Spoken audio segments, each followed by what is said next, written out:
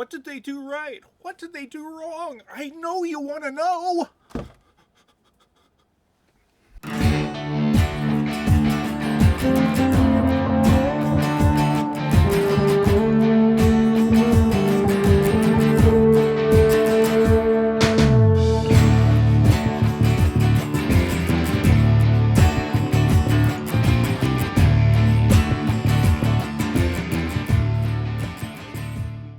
Just a word as a reminder that whenever we do one of these sample student papers, these are actual documents produced by actual students who have taken the same class that you have.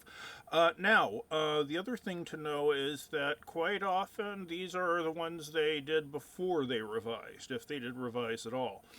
I don't really remember because I keep all of this stuff completely and utterly anonymous. But we have these things so you can break down the assignment. You can break down someone else's work and hopefully develop a little bit more better critical perspective for yourself. So, with that said, let's dive in. Before we get into the actual student sample, let's take a minute to go back and think about the jobs of the three separate application documents. The job posting is what the potential employers are looking for, the skills they desire. Your resume is a listing of everything that you can bring to the table. And the job of the letter of application is to connect the two. I can do this for you because I have done this. We're going to look at all three documents because paying some attention to all three documents is really important. And we're not just going to glance at them, we're going to really tear them apart a little bit, really search them. This is a banking operations job, temp and direct hire, Leafstone Financial Industries, New York, New York. You can read it all here, and you've seen it from the assignment. This is a typical kind of financial services job. So let's break it down. What we're doing here is not just looking at it to get a vague idea. We're specifically going to be looking for keywords. And when I say keywords, I mean the kind of things that you could tie to transferable skills. Push it back to that video. The kind of we're looking for words that you can use to describe things that you have already done in the past. So let's go a bit in depth. Consulting. If you ever have practice moving from one job to another, if you've ever had experience working for a bunch of different people, this would be a good way to think about the whole consulting game. When I worked at Little Caesars Pizza for a while, I was the guy who they kept sending to stores that were in trouble. My job was to help get them cleaner, get them more efficient, get them working properly, and then they'd send me to the next place. It's that same kind of thing at work in this particular job. Consulting means the ability to adapt to new circumstances. Working independently. There's something to be said for working in teams, but there's also something to be said for not needing constant direction. Can you think of when you were at jobs or doing tasks that didn't require someone to stand over you the whole time? And how well were you able to proceed in such a circumstance? Investigations. Investigation seems like another good word for research for me. It definitely takes that critical analysis mindset and pushes it toward whatever your subject is. Researching. Researching and investigation seem to go hand in hand again. And this is something that you can definitely tie your schoolwork to as well. Processing entries and data, filling out forms, entering information.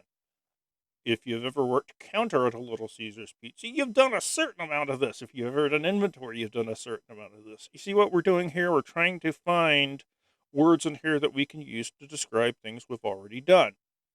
Organizational skills is another great buzzword to look for. I don't mean buzzword negatively here.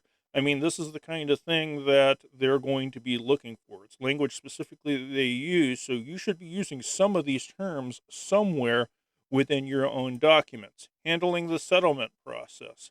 Settlement tends to evoke images of conflict resolution. Think about how you can apply that to past jobs. Identifying and implementing procedural change. This is another good way of saying fixing things. Have you ever had a job where you've had to do that kind of stuff, where you had to fix processes? Document all processes.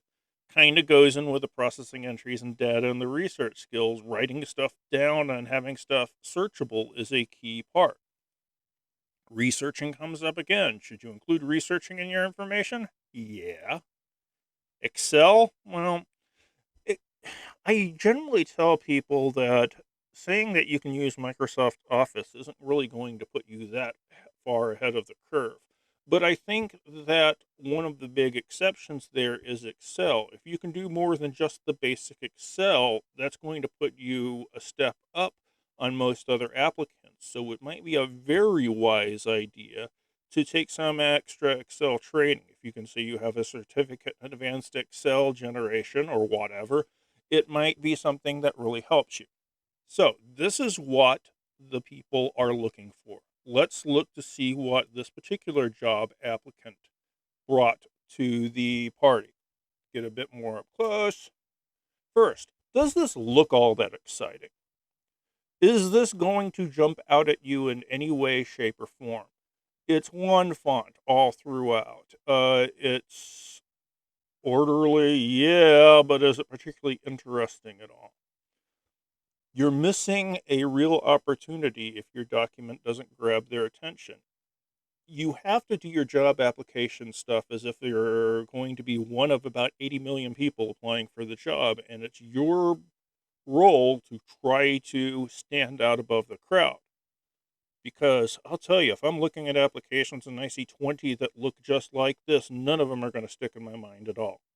One of the best things to do in terms of design is to go to YouTube and start doing a search to see what people are doing for resumes. You can get some really good ideas that way.